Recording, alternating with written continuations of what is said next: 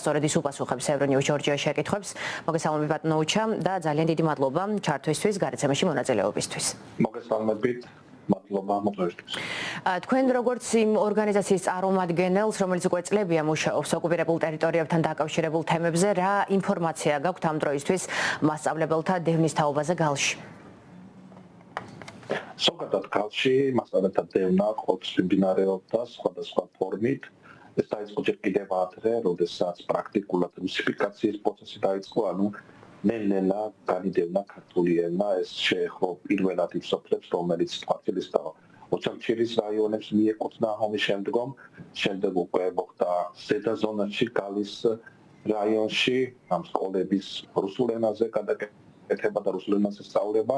2015 წლიდან უკვე ქვედა ზონაში, დარჩენილ 11 სკოლაში დაიწყო რუსიფიკაციის პროცესი პირველი კლასიდან. დღეს შეიძლება ითქვას, რომ ყველგან სწორედ რუსულ ენაზე მიმდინარეობს სწავლება და ეს არ იყო მხოლოდ ენის შეცვლა. ეს იყო ასევე ზეწოლა მასწავლებლებზე, რომლებიც იქ დარჩენილ ქართულ მოსახლეობას პრაქტიკულად ეხმარებოდა ბევრ საკითხთან დაკავშირებით. ანუ მასწავლებლები იყვნენ ის ადამიანები, რომლებიც იქ დარჩენილ საზოგადოებას გარკვეულწილად აძლევდნენ ინფორმაციას, აძლევდნენ ცოდნას ბავშვებთან დაკავშირებით, რომ მათ გაიგრძელებინათ ბრძოლა, რომ არ შეწყვეტილიყო ის დაკავშირება იმ ფესვებთან, რომ ქართულ ფესვებთან რის ამოცირკვასაც რუსეთი წლების განმავლობაში ახორციელებდა და პრაქტიკულად შეიძლება ითქვას, რომ ნელ-ნელა ეს პროცესი ვითარდებოდა წლების განმავლობაში, მაგრამ რაც ხდება დღეს, ეს არის პრაქტიკულად უკვე პირდაპირი დევნა მასწავლებლების, პირდაპირი დევნა ქართული მოსახლეობის გალის რაიონში, რომელიც ამ ბოლო პერიოდში დაიწყო,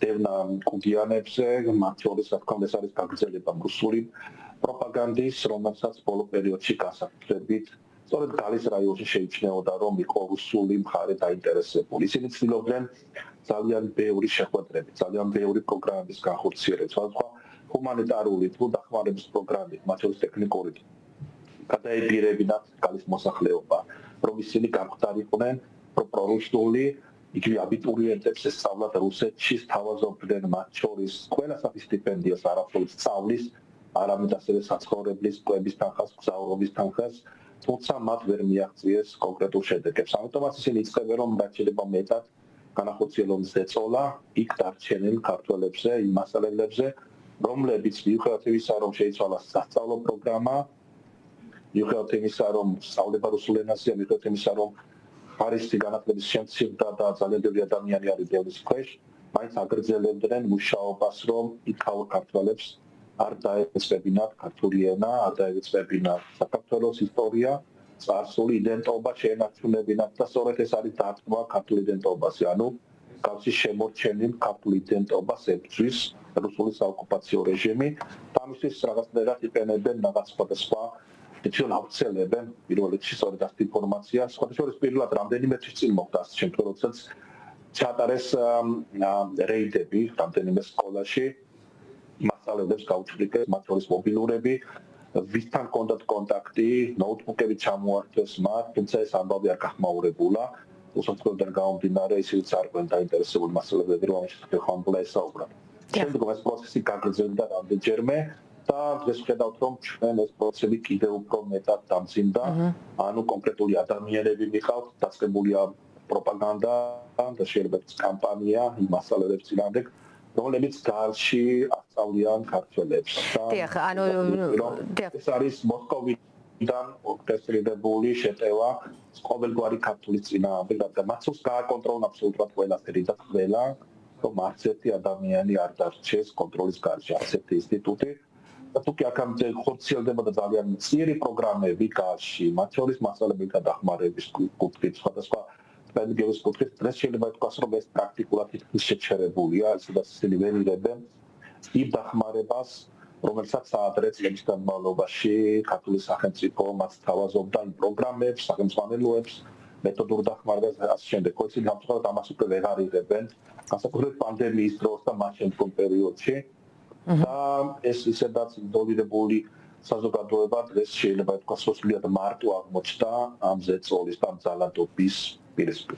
დიახ, ანუ ეს არ შეიძლება რომ აღვიქვათ როგორც რაღაც განცალკევებული ცალკეული დევნის აქტი, არამედ ეს არის გაცილებით უფრო ფართო კომპლექსური სტრატეგია და პოლიტიკის ნაწილი შეიძლება ითქვას და ჩვენ ვხედავთ იმასაც რომ მიუხედავად მსგავსი ცნობებისა ამ დრომდე არ გაუკეთებიათ განცხადებები არც სახელმწიფო უსაფრთხოების სამსახურს და არც სხვა შესაბამის უწყებებს.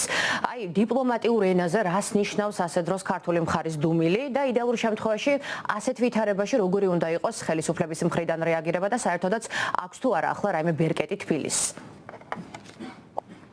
ხელისუფლებას ყოველთვის ჰქონდა ბერკეტი, მას ჰქონდა საერთაშორისო მხარდაჭერა, ეს ტრიბუნები, რომელიც შეეძლო გამოიყენებინა მის მინიმუმ საზოგადოებას ამ შესახებ სცნობდა, სამწუხაროდ ჩვენ ვხედავთ რომ ეს არ ხდება ამის გამოყენება. პირიქით, მას ჰქონდა შესაძლებლობა ასევე სინამდვილეში მართლა დახმარებოდა იქ მაცხოვრებელ მოსახლეობას სხვადასხვა მეთოდით. თუნდაც დისტანციურად მათთვის შეთავაზებინა. მოხდა რაც კომპენსაცია ის გამო რომ თუნდაც წლების განმავლობაში გალში აკრძალულია ქართულ ენაზე სწავლება, ყოფილიყო რაღაც დისტანციური, თუნდაც სხვა ფორმის პროგრამები იყო განხორციელებული.